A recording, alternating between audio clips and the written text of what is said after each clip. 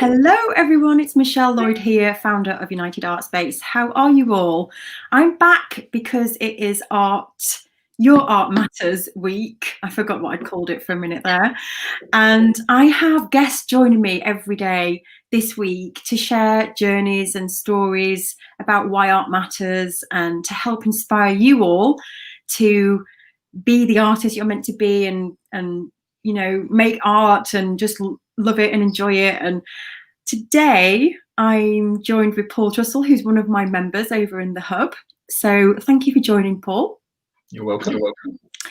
And so Paul is an actor. So yeah, so I love Paul. I had a one-to-one with Paul because he's in my membership, and we got chatting about his career and how he's now turned into the visual arts. So let's set the scene for everyone watching in terms of your career to point and how you got into art. But we want to know all about the acting part as well. They're a bit linked, I think. I was just thinking about it when you sent me the email and thinking, how did it all start? And at school, I was the two things I was really crazy about was art and acting, art and drama. They were the two things I sort of really, really loved. I was not particularly academic in any other way. And so I was sort of struggling on, and I think that probably the intention when I left school would be to do sort of, you know, an apprenticeship locally in Rains Park where I grew up and sort of be a plumber or some such, you know. Yeah. But that really wasn't what I wanted to do. But that was the tracks I was on, really. Yeah. And around about the age, exactly the age of 15, I had a really massive thing happen in my life. My older brother, who was 26, was a fireman, and he was killed in a fire. And he was sort of like my hero, really, my sort of life. So it really exploded my family. I was 15, so I left school at 16, and I was absolutely all over the place. I was completely off the rails. My parents were destroyed. Yeah. And so that was the start of my career. You know, leave school, and I was just all over the place. I was bouncing from job to job in a right old mess. Yeah. So in the midst of this, I applied to Wimbledon School of Art with my sort of quite ropey portfolio, and they were super sweet to me, but I didn't get in. And so I continued bouncing around these jobs, and I thought, well, maybe I'll try acting then, you know. And meanwhile, I was sort of doing all these really awful crap jobs, you know, driving and real sort of where I was treated very, you know, when you're a kid and you don't really do much, you're treated badly. Paid badly, yeah. Pardon? And paid badly. And you're paid badly. I mean, it was the era of the Youth Opportunity Programme, so I was I was getting 25 quid a week. Yeah. So I won't go on too much, but so then I thought, well, okay, I'll give the acting a try. So I tried to get into drama school. I tried that for a couple of years, didn't get in. Mm-hmm. I mean, I was just a bit all over the place, you know. I didn't really. Just searching. I was searching, and our family and myself, we've been so upside down by this event. So a few more years of kind of just bouncing from job to job, and eventually just very, very unhappy. My mate said to me, well, look, why don't you just become an actor? Like, why do you need to go to drama school? Just like start telling people you're an actor and be in a play. I was doing amateur dramatics, I should point out, all along, because I loved the drama. Yeah, I was going to ask, were you at this point? Were you making art and acting in some kind of capacity? So you were doing. There was no art. I think what happened was once I didn't get into the art school, I thought, oh, well, I'm no good at art. So you wrote it off. But I wrote it off pretty much. Yeah. And sort of completely and utterly forgot that actually I really liked doing it. That just went out the window for approximately 20 years, I'd say. Wow. Tried to get into drama school, failed. My mate said to me, if you really want to be an actor, just start telling people you're an actor and try and get an agent. And I mean, what he was essentially saying was basically blag it, right? Which is ironic though, because as an actor, that's what you do. So actually, it makes sense, doesn't it? If you can blag your way into it, then you're kind of fit for the job, aren't you? Yeah, and so there I was with no drama school training or no notion about the business or any kind of business really, just going into agents' offices. I remember there was a postal strike, so I used to go round with my CV and a letter and drop it into agents saying, I'm doing this play on the King's Road. Would you come and see it? Which I'd put on with a couple of mates. And, you know, mostly they'd sort of look at me like I was a lunatic, you know, and okay, thanks, you know. But one agent said, oh, come on in, you know. And I got ushered into this oak panelled room. And there was a big agent who was like, sat there with a cigar and that. And he looks at my sort of letter and that, and he goes, so, Paul, are you any good? And I totally arrogantly, I went, yes, I think I'm really rather good. You know, I don't know where I got that from, but I thought this is my moment. How old were you at this point? Do you remember? I was about, that would have been about 88, 89, so I would have been 24, 5, something like that, 23, 4, something like that. Great. So they took me on. This agent took me on. That's amazing. It was on Regent Street. It was a massive agent, and they took me on. I think they were just blown away by my sheer peak. And then I sort of after they took me on, they put me up for auditions, and you know, and there would be periods where I would do quite well, and then not so well, and did a few bits on TV. And in those days, you know, 4 TV channels. If you got in something on the TV, you'd get another job from it because there wasn't very much to watch. So if you were in an episode of The Bill, for example, which I was in 7 times, I must point out, playing various different ne'er-do-wells. If you play an episode of The Bill, people go, oh, yes, he was quite good. Now let's get in. We've got a part for, you know, policeman or something like that, you know, and then you get called up for that. And then that went on, and then I got a few regular parts in TV shows, and then I would do the odd theatre show. I was pretty much what you'd probably call a jobbing actor, you know, and relatively successful at it. I did the Globe, and I did the Old Vic, and I did Casualty and Holby and all those sorts of shows, you know. And then you go a bit out of favour. You lose a bit of what's the word? You go a little bit out of fashion, I suppose. I just looked it up on the internet. In 2003, I was in a rehearsal, which was really, really boring. And I had this script, which is sort of A4 script. But the good thing was that I had the script is like got dialogue down here, but then here's a blank page, right? And because you're supposed to be sort of studying it and taking notes, and you've got your pen in your hand, looking very studious. But I was so boring, I just started drawing one of the other actors, you see, and I drew this actor, and I just was not really thinking about it. And then I looked at the drawing, and I was like, really good. I was like, that's quite good. I suddenly remembered after that would have been, you know, after sort of about 20 years. God, quite in that moment, you just decided to just draw that, and you hadn't drawn in so long. Hadn't drawn, well, doodled maybe, but not seriously. I wonder if I can draw that bloke, you know. And I suppose I was in a creative environment, so it kind of led me down that road. So I drew my mate, and then I sort of showed him, and he was like, "That's really good. Can I have it?" You know, and I was like, "Well, no, actually." No, I want to keep it. So I kept this script with this bloke on it, and then again another lapse for months, and then it sowed a little seed, I think, because then I started drawing a little bit, and then I got a sketchbook, and then I thought, I know, maybe I'll draw one thing every day. So I'll get my sketchbook out every day, and one day I'll draw a tree, and then I'll draw a penknife, and then I'll draw a bottle, and then I'll draw that photograph of that person. It was like utterly random, you know. What age are you now at this point? Do you mind me asking? I kind of like to put things in a timeline in my head. Yeah, I suppose. Okay, so that was 2003. I was 17 years ago, so I'm not very good at maths, as I said. 45, 30. No, yeah, so Sorry, Michelle, what you said? We just make numbers up round here. Yeah, I reckon I would have been around about 40, maybe. Yeah, Wow, that sounds about that's a right. real big gap. Wow, that's Yeah, massive. Yeah. yeah. So I started doing these sketches every day again, but it was so random that again I sort of ran out of speed with it. I ran out of pace with it, because I was like, well, I'm not sure where I'm going with this.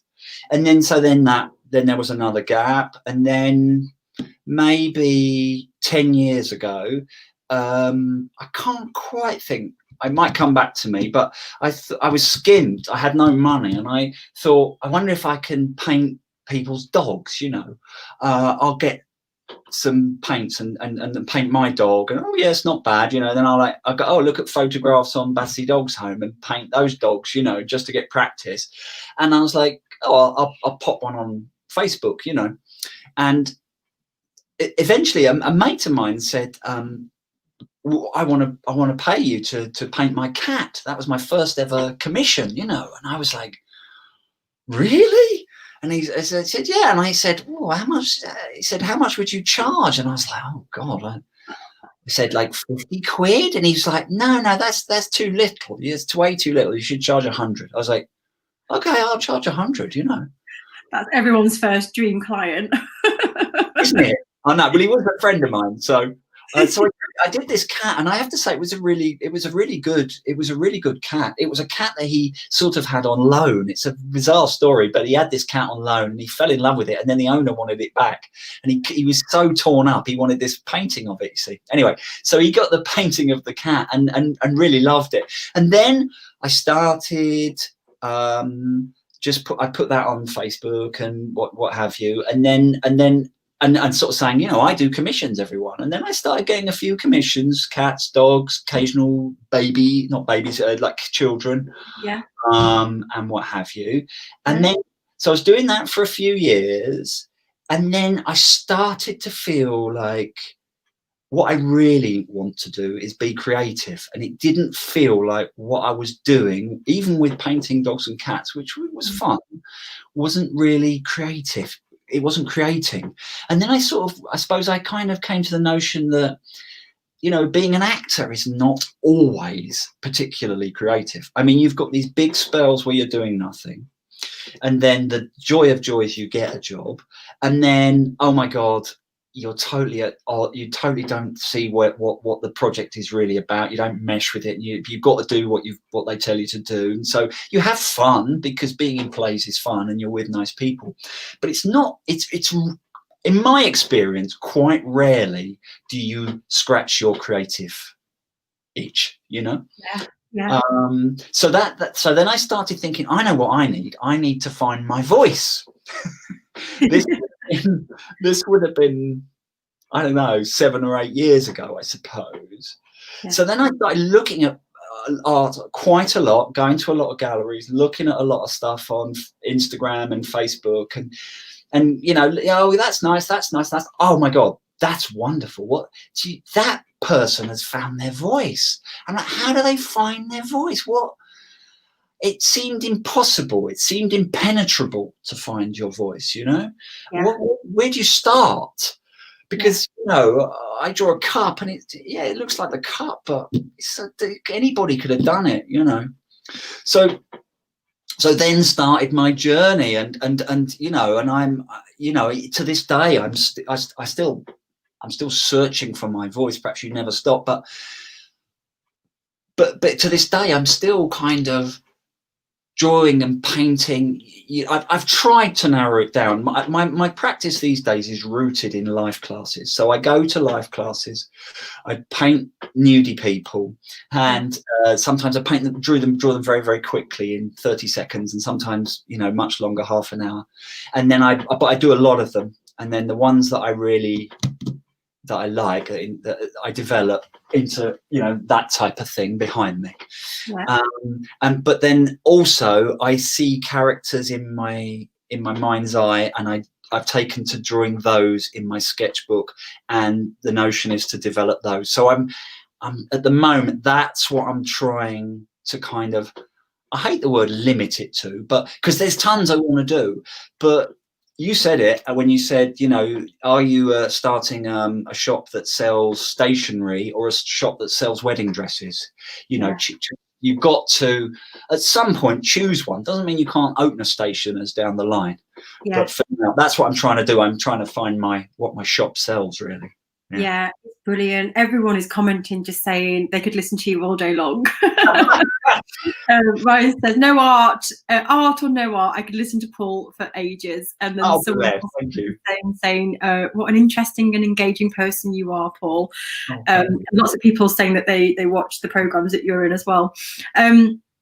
So yeah, that's just incredible. Everyone's just saying how amazing it's been to just listen to that journey, and thank you for sharing that, because it is so interesting as a creative person just to hear that process. And what I love is that going back to when you were a child at school, the things that you loved, you're now doing, you know, you kind of gone through all those motions but brought it back to the acting and the visual arts. And I love that. And I know it's taken you a long time to go through that come back to it, but it's really important, isn't it, that it was always in you, it was always rooted in you. And that rejection early on in terms of your art, I've heard that so many times from people, where it's almost like a switch that goes off in your mind and you think, oh, okay, so I'm no good at art, so now on to something else. What else should I do instead? From just one person's opinion. And I think we're very vulnerable, aren't we, at that age? And I was a mess. Yes. Yeah. In fact, the funny little bookmark to that story is around about 4 to 5 years ago, and I started to get into this, God, how do I find this voice? I thought I must go to art school, right? That's what I've got to do. And you know, I'm at a stage where I've worked really, really hard, and I don't have massive financial outgoings. I'm not in any way rich, but so I thought, I know I'm gonna get this massive financial student debt, and I'm going to go to art school. And so I applied to 3 art schools, and I got into 2 of them. And funnily enough, I got into Wimbledon. I got into Wimbledon School of Art to do painting, and I looked. I was, obviously delighted by that.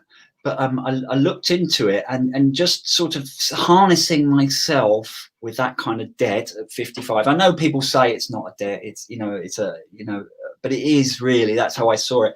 And talking it over with my wife, and she's like, well, I don't really think you need to go. And she was absolutely right. I didn't really need to go, but I feel very good that I got in. Yeah, it was yeah, after that rejection. Yeah. Yes. Yeah.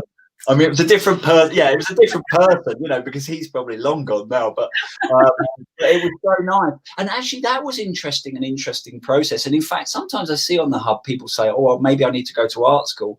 I would say, apply. It costs you nothing to apply, and just going through that process is an interesting and affirmative one, because I took my portfolio into the meeting at Wimbledon School of Art, and the woman opened the portfolio, and obviously she's a very astute, totally keyed up, knows what she's talking about when she looked at the first thing I'd drawn, which was a dog, and she said, "Oh, there's a lot of humour in your work." And I thought, wow, I hadn't seen that, but it was a picture of a dog, and yet she immediately, and there's like quite a lot, I like humour, and I use humour quite a lot in my life, because I think, what's life without it? You've got to have a laugh, haven't you? Yeah. So it was and then to get the offer was the offers, I should say, was really great. It was really life affirming. So yeah, if you're thinking, oh, maybe I should go to art school, costs you nothing to apply. You might go and you might go along and meet them and go, actually, it's not for me, that, Yeah. Or like you say, getting an acceptance and an offer, it might be just enough. It might just be what you need to hear, that I was good enough to get in. I could have done it if I wanted to. I mean, now I'm so delighted I didn't go now, because, at 55, to be in a room full of like 20-year-olds, I mean, I don't know. I don't know. You know, I would have been like, I'm so out of my depth, I think, you know, and they all want to party and that. And I'd be like, but we've got to do work. And I don't think it would have worked, you know. You might have found your inner party animal. I've hung up my disco slippers, Michelle. Oh, brilliant. But you're right, you don't need it. And I think, and you're now going back to the situation you're in right now, and we had our one-to-one and we started to make those connections, didn't we, between, I think sometimes you think of things being very separate, like I'm an actor here and I'm an artist here, and actually it all comes together, and everything that you've done and everything that you are doing is so interlinked, and you're starting to, you know, pick that out now. And that creative, you know, that creativity that you felt like you needed to unleash and you didn't know what it was. Yeah.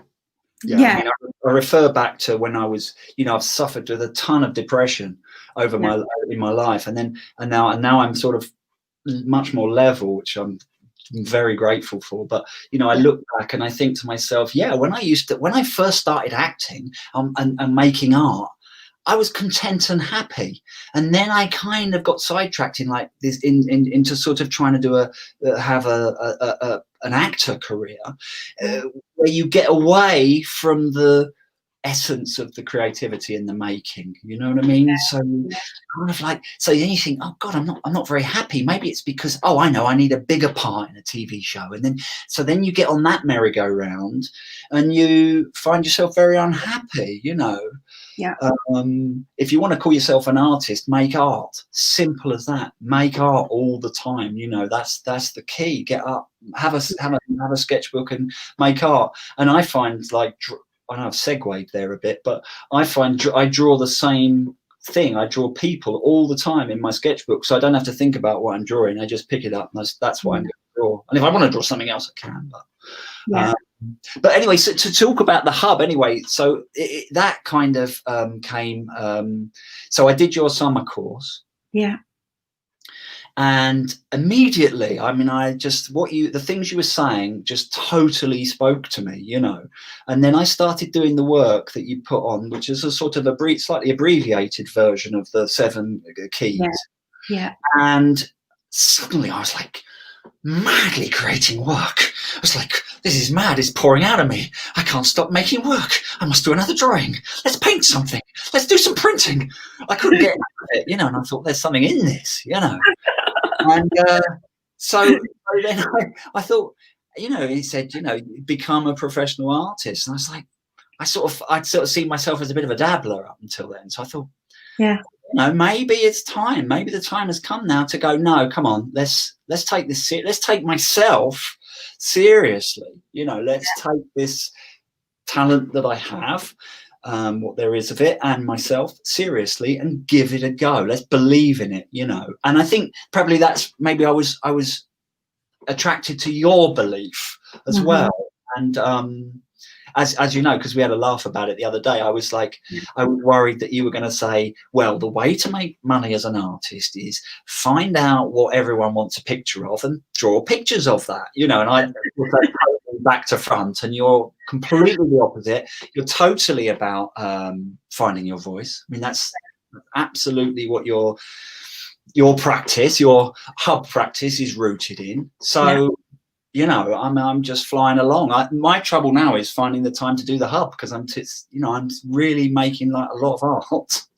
It's amazing, because I just listening to what you've been saying and that creative itch, I just wanted to go back to that, because I think there's a lot of people that can understand and relate to that. You know, when you've got a creative itch and you can't scratch it, and it's like, you know, like you saying, I'm drawing this, I'm drawing that, but it just doesn't feel like me, or what is me. And so it's really nice now to see you in your stride.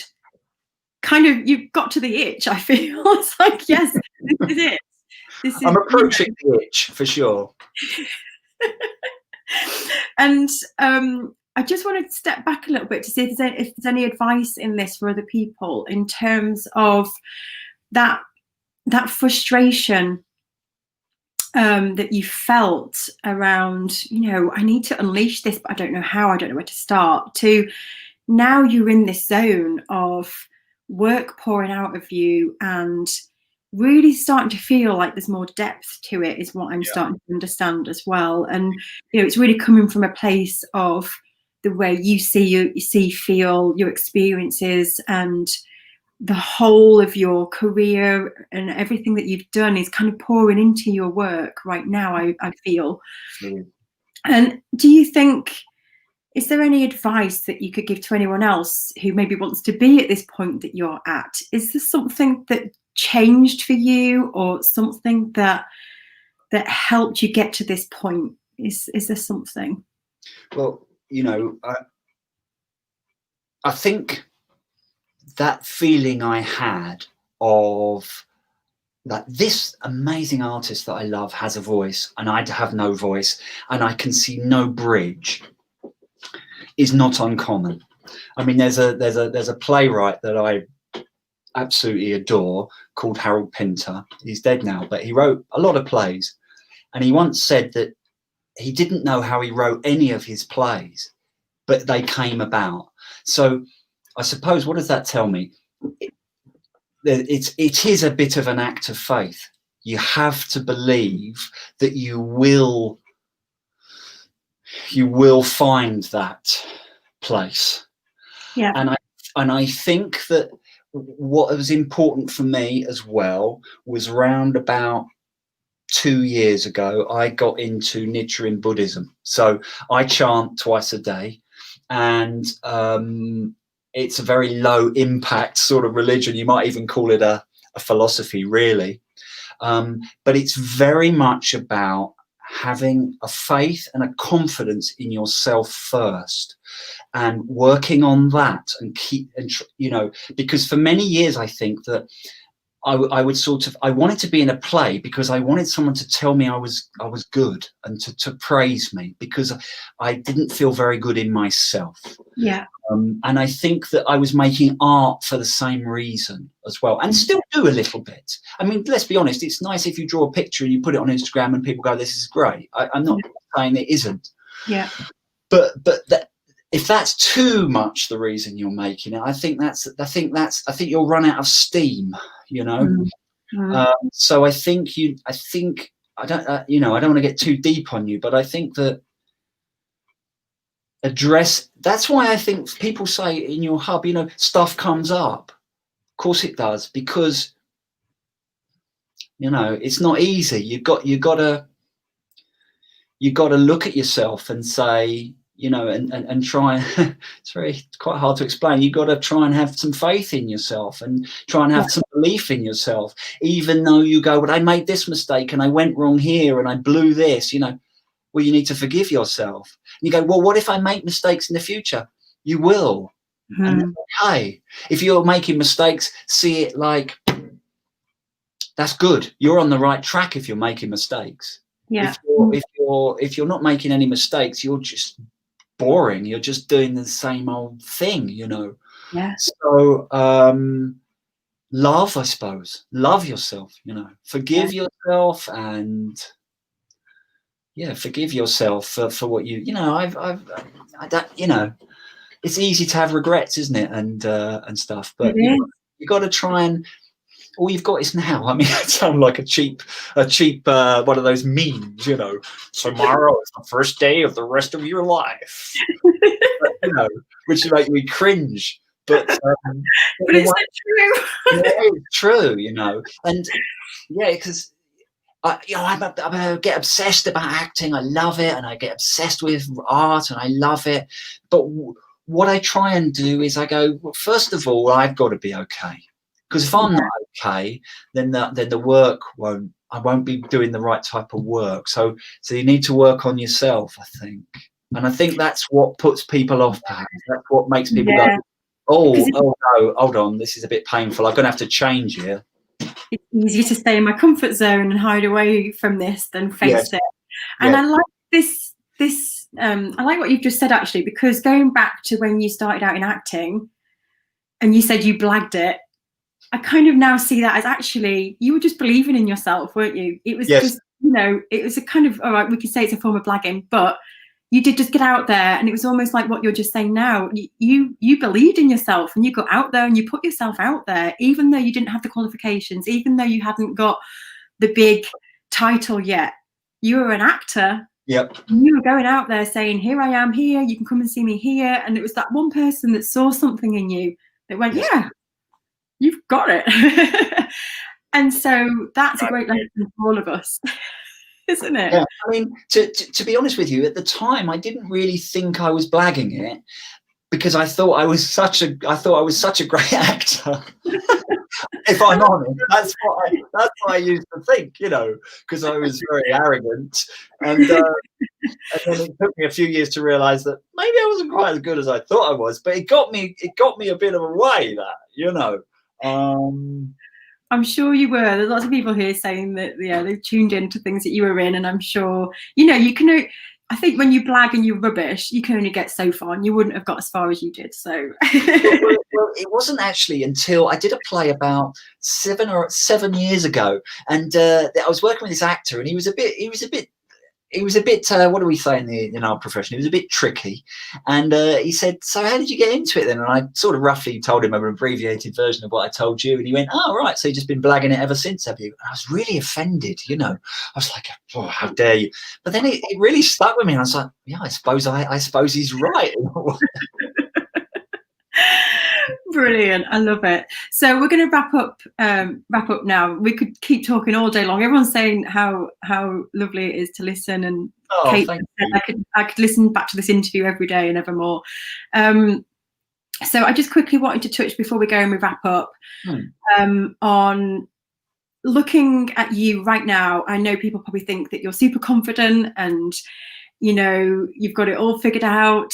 So I'm not going to specify the things that you said when you joined, but when you joined, you know, there was some fear, and I just want to acknowledge that. Oh, yes. You know, we will look at Paul now and think that he's this super amazing, confident person. But I just wanted to just remind everyone that there's fear in all of us. And when you joined, there was some fear in you around focusing on the business side of being an artist, and that, you know, taking that creativity away, wasn't there? Oh, there's still fear, Michelle. I mean, I'm good at coming across confidently because I've had 150 million interviews in my life where I have to go into a room with total strangers and go, "Hi, you know, and here's me," and all that stuff. But I'm still scared. Yeah, of course. And I think that when I loved, as I said, I loved the summer freebie course that you did. And then I got to the point of like, should I sign up for this for a year, you know? And I was like, because, you know, that to me was it's still quite a lot of money for a year. But I sort of talked about it with Penny and my missus, and she said, you know, we pay people like that much money to come in for a day's seminar. So, and I sort of thought, yeah, you know, if I'm really serious about this, that's no money I'm spending, actually. That's what I thought. And I thought, well, as I said to you, I hope that it's not going to be, oh, you know, well, not going to be the negative side of things. And it just seemed really like a great thing. And I was like, right, I'm going to do it. And I suppose I had to make friends with the idea of that it was a bit of a risk. It might not be for me. It might, but then you said, "Oh, you know, you can have your money back after whatever." You know, so I'm an actor after all. I got to watch the pennies, you know. But no, and actually, for me, the other surprise kind of joy is the community. Actually, I really love that. I love all the people in the hub, even though I don't always like or comment, but just their comments, I'm like, "Oh yeah, I felt that," or, you know, and then once in a while I go, "Oh, I got something to say about that," which I really like, and I've posted a few things and that same thing the other way. So that community, which I hadn't realised I lacked, has been really wonderful, actually. I don't want to take too much of your time, but a few years ago, I was going to get a studio at Wimbledon Studios, and like the cheapest studio was mainly because the community there is fantastic, but the cheapest studio was like 300 quid a month. It's not a fortune, right? But I've got to have to sell a lot of my paintings and drawings and that to get £300 a month, right? Before I'm breaking even, this is. So I sacked it, built the studio here in my house. But now I feel like I've got that in the hub. I've got that thing of all those people, and it's really great. I love that. It is amazing, and that's a big part of it, isn't it? It really is. It's fabulous, that. Yeah, and also just to be around people who are on the same path, working out the same things. We're all working on the 7 keys together, but also just to see all the different journeys as well. It's enlightening for me just to see the different paths that people are taking, and the different scenarios cropping up that everyone shares. So I'm glad that the 7 keys, though, when I read your fear of joining and you thought it might squash your creativity, I'm glad to hear that it's just done the opposite, and that you're thriving with ideas now. And I'm super glad you joined us, because it's awesome to have you in the community. Oh, thank you. Thank you so much for joining today, Paul. I've really enjoyed this. Me too. It's been fun. Yeah, it really has. And we must take your links, because I know that lots of people here today would like to follow you on social media. Oh, thank you. And so please send me your link afterwards, and everyone, I'll put the link in the comments above after we finish. Everyone is saying a big thank you to you. And so I will swap over now to Al. So thank you, Paul. We'll see you soon, and I'll see you in the hub. Bye, everyone, and bye, Michelle. Thank you. That was great. Okay, see you soon. Bye. Okay, that was amazing. I really enjoyed that. So now we've got Al Saunders, who's going to chat with us. So I'm just going to bring Al in. Hello, Al. Hello. Hello, how are you? Lovely to meet you. Hello. Yay! So thank you for offering to come on today. Let us all know what kind of artist you are, because I know you've got a huge background in illustration and digital art. So could you share a little bit about your journey? I wouldn't say huge, but yeah, I mean, mainly it started with my nan, who got me into watercolour at a very early age, and then I didn't really start doing illustrations till I was probably in my teens. I got influenced by like Quentin Blake and then Gerald, Scarfe, and that really influenced me to start doing illustrations. And that fast forward 20 years, and it suddenly all snowballed. So I've suddenly become very popular, and my work's selling very well. So not enough to be full time, but it's definitely improving. And lockdown has given me more time to do more art, so which is good. So yeah, it is good. How did you? Yeah, mainly. Sorry, go on. No, I was just going to ask how it all began for you. So how did you get into art? How did it all begin all those years ago? Probably at middle school, because I had a really good art teacher, Miss Cassia. She was really influential. She was a lovely lady, and she took the time to teach me lots of things, but mainly still life. And but then when I got to upper school, I had a really horrible art teacher, and she put me off. She put me off art for quite a bit. It took me a while to recover from that. I'm not going to mention her name. Doubt she's watching, but I won't mention her name. She wasn't very nice to my sister either. So, but she put me off art for quite a bit, and she always used to have her favourites. And if you weren't one of her favourites, then that was it. She wouldn't pay attention to you. Obviously, art is completely different now. But back in the late 80s, early 90s, I don't think she really cared. They really cared about, unless you had a immediate talent. And I didn't think I had a talent back then. But then, again, fast forward many many years, and people saying, "Oh, you have got a talent, Alex. Yes, you are good at art, Alex." So basically, that's where it started, all from school, really, outside my nan, but mainly school. But for those years, I really got put off art for a long time. And did you stop making during that time, or did you kind of still make but just keep it behind closed doors? I stopped completely. I didn't pick up a brush until I was probably about 17, 18. And I started doing, that's why I started doing illustrations. I used to read a lot of comic books as a kid, and that's I started doing like Batman and cartoons, and that really started me on like the sort of fantasy illustration sort of path. the old comic books, Superman, Batman, they really, and Spider-Man, they really got me into art again. So it wasn't for that, you know, I don't think I would have carried on. But I just got, you know, they were a real big influence reading all those comic books because I'm a bit of a geek. So yeah, I think that did sort of boost my confidence. With all these different wonderful illustrators do all the comic books who don't get as much sort of publicity as they should do. They're sort of like overlooked, I think, comic book illustrators. That's just my opinion anyway. Yeah. And so you went from school with that knock, and then you found the comics and all that inspiration from that and started to do your own drawing. And then what happened after that? So when you started to really tap into that,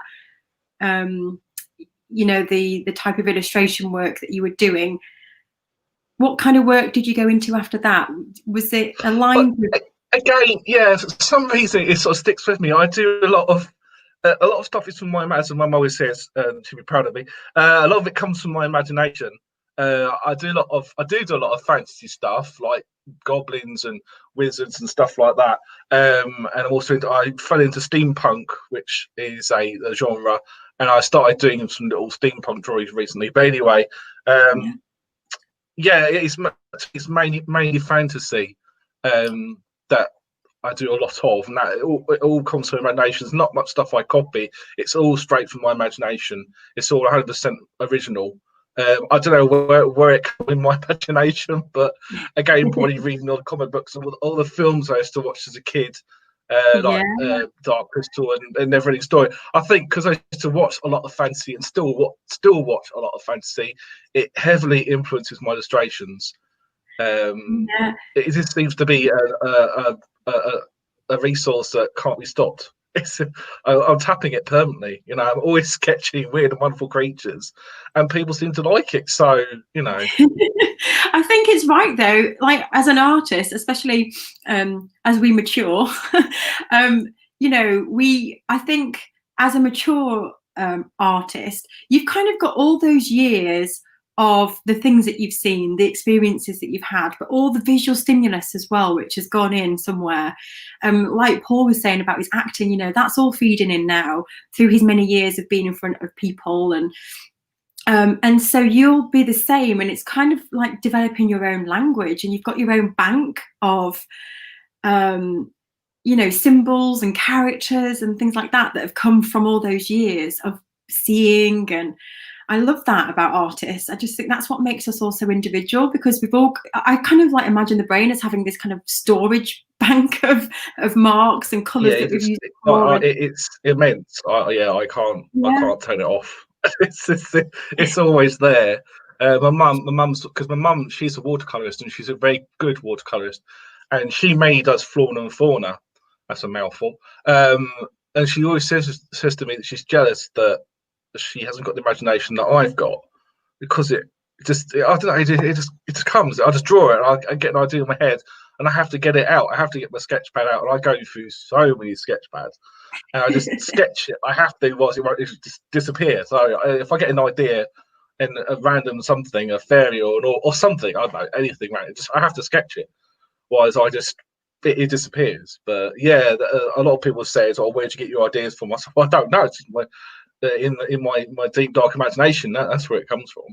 It's great. You've got a big storage bank of ideas. It's wonderful. So I'm just curious then to know so the lockdown was significant for you by the sounds of it, because you were saying that's helped you just suddenly to start really create more work. So before that, how are you feeling in terms of your art? Were you kind of making? I was, but yeah, I don't know what it is about lockdown, but I just seem to be producing more art. I mean, I'll be honest, I do suffer from mental health, and I have anxiety, slight depression, and art really does help. And obviously lockdown, but art has really helped me focus. Say, as I said, before lockdown, it's probably more, well, I wasn't producing as much art. It's hard to explain why lockdown is. I don't know. It just seemed to have boosted my art. I don't know why. Probably because I'm producing more, and I'm not putting lots and lots on social media, but a couple of months ago, it already kicked off, and I started posting a few random stuff in these little owls that I draw, and suddenly I'm getting people saying, "Oh, I like that. Can I have one? I like that. Can I have one?" And I couldn't paint them quick enough. They're like going out the door. It's ridiculous. But before that, yeah, I think I was again in a bit of a slump, and I thought, no, I've got to do some more art, because I decided I've got to do more art because it really helps my mental health. So I thought, no, I've got to force myself to do more, and I'm glad I did, because I haven't stopped. But it's with mental health, it's forcing yourself to do stuff you don't really want to do, or not talking about art, but in general. I have to keep enforcing myself. But with art, it's easy. It's something I find very easy, and I think one of the things you said the other day about if you find art hard, but I do find it easy, and this is why I can paint very quickly, but produce quality work. Yeah. And so this is interesting. So for you, since the lockdown, and focusing more on practicing and making more art, have you shown up more on social media? Because for you, you've started to make more sales, haven't you, recently? There's been much more success in the last few weeks. And I just wondered if there's anything that you've noticed that's different, because we do know there's more people online and on social media now. There are more people buying art than ever at the moment. And I just wondered, though, is there anything from your point of view that has shifted in terms of, have you shown up differently, or have you spoken about your work differently, do you think? Not really. I mean, I have recently, in the last couple of months, I started using Instagram. I've got some interest from there. But one thing that I find I do like is that, not so much social media, but I do talk to people more about my art. And when I engage people about my art, I'd say 9% of the time they are interested and intrigued. Oh, you're an artist. I mean, I just talk to anybody, and it seems to work, and it's got me commissions, it's got me sales. And people are saying, well, how can you get sales commission for just talking to someone? Well, if you take the time to talk to someone in the first place, especially something as interesting as, you're an artist, and I think, oh, and that's it. I mean, I've talked to people at bus stops, and I've talked to friends of friends, and ended up doing commissions for them, ended up selling art to them, and then their friends say, "Oh, where'd you get that from?" And it all sort of, it's like dominoes effect, So there's one person, "Oh, right, that's a good bit of, okay, where'd you get that from?" And I get a random message from Facebook saying, "Oh, can you do this?" So I had a brilliant message the other day, which I still can't get over. But yes, so yeah, Instagram definitely. But I still like to talk. Never used to talk to people, but I do now. And talking about my art has helped. And I've messaged a few people on here and saying about, you've got to talk to people. And I've said, "Oh, brilliant! Yeah, okay, I'll try it. I'll talk to people." I think it's more humanised, I think, sometimes than Instagram. Yeah, and I think it's something that some artists are afraid to do or don't know how to do, especially when you're kind of in the making. And that's what we do inside the hub, really, is to help you understand more about yourself and your work, so that you can have those conversations, because selling does come from building relationships. You're right, that there is a minority of people that just impulsively buy art. It does come from actually knowing the artist and having a conversation, and then being inspired to go, "Oh, you know what, I'm going to buy one of these pieces." That's definitely half the battle. Yeah, actually getting to know the artist, because I mean, I do talk to artists more than I used to, but yeah, I mean, I was at a point where I wasn't very good at talking to people, I wasn't very confident. But say through my art, it makes me very confident. And yeah, knowing the artist, I think, is half the battle. Putting a face to the picture, actually talking to the creator, I think. Yeah, you're right, because it is a digital world that we're living in, and I think there is this need for human contact, and to just know that there's a person at the end of the Instagram profile, and you are a real human. And just a everyday person. There's just a few people messaging now, I can see, saying that they don't feel very confident, and you just said yourself you maybe didn't feel very confident yourself, and there's been a big change for you.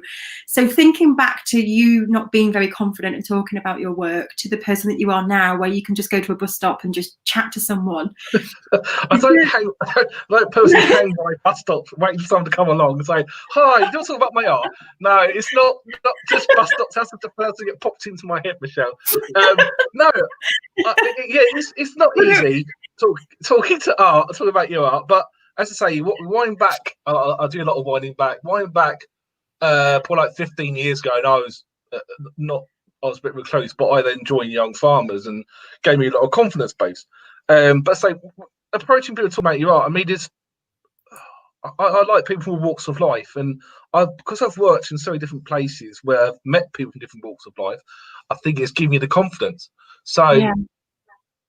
It's really, really, really hard to explain how to engage someone, but obviously the best way is at exhibitions. If you have an exhibition, then you have to talk about your art, and that's a good starting point. Yeah. If you have your own exhibitions, which I've had a few in the past, and Yeah. I was never very confident about talking to people about my art, but I thought, well, some things you've got to push yourself a little bit. Think, well, I can talk about my art because it's taken me all these years to get where I am. It's if it's just a short conversation to start off with, and to me it was short conversations, and then it just got big. The conversation got longer and longer, and I was just very fortunate that I've met some wonderful people and been to wonderful places, and even on the holiday, people ask, what do you do? So, oh yes, I'm an artist, and I never used to do that, but say you just push yourself a little bit. Again, I talk about the mental health, but going back to that, you do have to push yourself a little bit. If you're confident in your art, then that's half that's half the battle. If you're confident in what you do, and your art reflects that, and they think, oh wow, your art's brilliant. Your art can speak for itself. But people may want to know, okay, why do you paint this, or what's that? You do get some awkward people who do say that. And the last couple of months, I've been writing. I was doing a little art journal, so I'll be actually writing down when I've created a series of pictures. Then I'll write down, well, okay, why did I do this? I'll write it down. So why did I do this series of pictures, like the owls and the frogs and my naked cyclist from Barcelona? So it is a matter, I think, of pushing yourself, and definitely, if your art speaks to yourself, which then that's. Yeah, that's what I could say. Really, it is obviously a confidence issue, but I think it's good advice, and I also think you're an inspiration to others as well, because like you've alluded to with the depression and the anxiety, which I can relate to as well. But I think for other people, it's just so inspirational to know that you can get through that, and you can be that person that has a conversation with other people about your art, and you can be that. And when you're in that mindset of, I'm not a confident person, I'm an introvert, I can't do it, you can't ever see yourself doing it. And that's, like you say, half the battle. Sometimes it's having that belief that you can change and that you can be that person. And I think you made some good points there about it being practice as well, and taking that first step and doing it in an environment that feels safe, first of all. So it's in an environment where you're talking about art, and then before you know it, you'll be at the bus stop talking to a random stranger. But it's practice, isn't it? I wish I'd said the bus stop. All the people I've got, I don't have bus stops. I got right near my doorstep. Maybe if I was listening, they fear me and might avoid the man with the glasses. He's going to talk about his art for the next half hour, and I'll miss my bus. So I've got visions of you. Other places you can't go, like walking in a park, theatres, not really libraries, but I have talked about art and libraries, just random places. But just the bus stop was the first thing that came into my head, and I wish I'd mentioned it now. I'm only winding you up. I've just got visions of you now with a stall outside the bus stop next week. But you'd be surprised, just whip me art out. There you go. You want that? There you go. 50 quid. Thank you very much. I'll pay for your ticket. But you're right, though, that the conversations can happen anywhere. That is the moral of the story, because I've done it the same when I've been on holiday and people have asked, and it can be just a simple reply to just say more about your art, so it opens up a conversation. So instead of having a closed, like, oh yeah, I just make art, or belittling what you do, by having that confidence, like you say, and saying, yeah, I'm an artist and I do this, and it opens up the conversation, and you never know who they refer you to or where it can go. So yeah, it's a good point. And you've had some great advice recently. I just want to say thank you, because there was lots of people writing comments and questions on.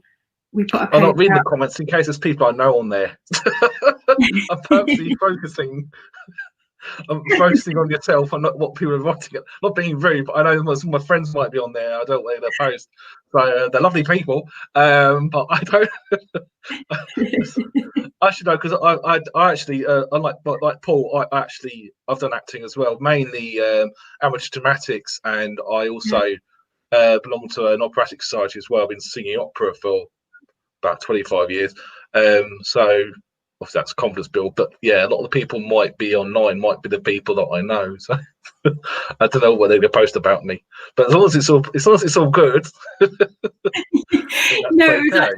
Yeah, of course, all good.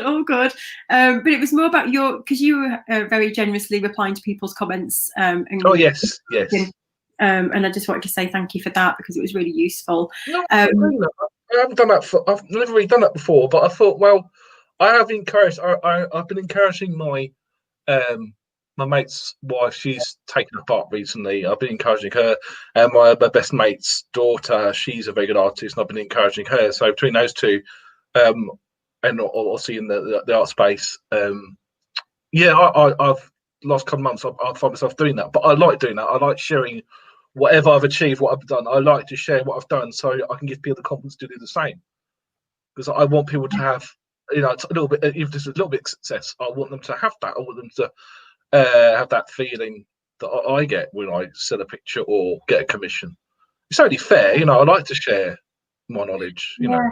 And I think that's the nice thing about the hub, like our community. We've built a community that is based around that, about giving back, and we're always there to support others, but also give back as well. And I think we've got a nice group of people that do help each other out. It's been brilliant. It's been so inspiring. I think there's lots of people saying thank you so much for sharing these stories. It's just so useful. And also to just know that other people are also sitting there feeling like they lack confidence, and this is just. They should never lack confidence. No, they should. I mean, I've been there. Got several T-shirts. As I say, if you look at your art, and another thing I keep hearing is that, when do you call yourself an artist? I've had a lot of messages saying that. Am I an artist? Do I call myself an artist? Well, just briefly, a very, very, very dear friend is no longer with me. I tried to get upset. There's a guy called Fergus Milne, and he was a prolific watercolourist in where I come from, Clophill. I've known Fergus for many, many years, went to school with his son, and he was an amazing artist, and he died way before his time. Anyway, I've known Fergus for a long time, and I actually, when I got back into art, I actually asked him, I said, Fergus, do I call myself an artist? He goes, well, I can't do a Scottish accent because he had a broad Scottish accent. And he goes, well, Alex, he goes, you paint art, don't you? You paint art. So he goes, well, you're an artist then. If you're creating something beautiful, like a picture, a sketch, a sculpture, photograph, anything like that, you are an artist. You don't have the million squilling qualifications. I've got no qualifications in art at all. I'm completely self-taught. So everyone out there, if you say, "Oh, I'm not an artist," you are an artist. Everybody is an artist. Yeah. It annoys me because people keep saying, "Oh, am I an artist?" Yes, you are an artist. It took me years to grab this concept, but yes, I'm an artist. Yeah. So all those people out there who don't think they're an artist, you are. You are picking up the materials. So, no matter what people say to you, "Oh, you're not. You are an artist." So, there you go. I've said my piece now. It's been amazing. So we'll just wrap up now, Al. And is there any advice that you would share? If there's like one thing that you've learned or something that's happened recently that you can just pass on to other people that are watching today that you think would help others, what would it be? I don't know if there's one message that you would share. All I'd say is this: again, it's like you put on a T-shirt, but or Forrest Gump. Be true to yourself in your art. Never be jealous about other people's work, because some people think, "Oh, look at his work or her work. Hers fantastic. Mine's just rubbish." I used to think that. Never, ever think that. Always think, just you should be happy for everyone who does their art. You just never be jealous of another artist's work. Your work is unique. Your work is your own. Just. Whilst you're just that's what I was told to stop. Whilst you're to stop again, and you don't want to do that. You want to carry on. So keep on painting, sketching, drawing. Just keep them going as long as you can. Yeah. And selling art. I mean, selling art does help. But I mean, Van Gogh only sold one picture in his lifetime. Most of the time we trade it for wine, you see. So, and people worry about selling their art. I mean, yes, obviously that's great when you do sell your art. Of course, it's fantastic. It's a brilliant feeling. It's a lovely thing when I sell my art. But if you don't always sell your art, you will, at some point, someone's going to say, "I like your work. I'll have it," and then you'll be surprised. But yeah, I just say, just be true to yourself as an artist. Be true. That's my advice. Just keep on scribbling. Is great advice. I love that about looking at other people's work, because also you might look at someone else's work and think, oh my gosh, that's so much better than mine, but your people might look at the work and think yours is so much better than theirs, because it's so subjective. So you can't view the world through your eyes only. No, your people might not like the work that you prefer, and that's at the end of the day, you do your art for yourself. I know you about selling art, but at the end of the day, like me, I do pictures for myself and I do pictures of other people, but the stuff that I do for myself, people still like, which is still surprises me, but always just at the end of the day, you're doing the art for yourself. You're doing your art to make yourself feel better, so that's again, stick on a t-shirt. Thank you so much. There's just one comment. I'm going to give a shout out to Jennifer. This has been great. I was also not confident enough to call myself an artist, but we hope you are now, Jennifer.